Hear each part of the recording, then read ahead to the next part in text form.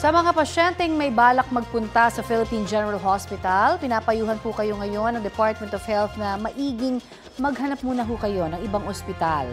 Punuan na kasi o nakararanas po ngayon ng critical overcapacity ang emergency room ng PGH. Kaya naman, lilimitahan muna ng PGH ang pagtanggap ng mga pasyente sa kanilang emergency room. Nagpapatupad na ito ng code triage. Ibig sabihin, mga acute life-threatening emergency lamang muna ang kanilang tatanggapin. Ang Health Department nakipag-usap na raw sa PGH para sa ibang public hospitals muna ilipat ang iba nilang mga pasyente. Ayon kay PGH spokesperson Dr. Jonas Del Rosario, wala namang outbreak ng sakit.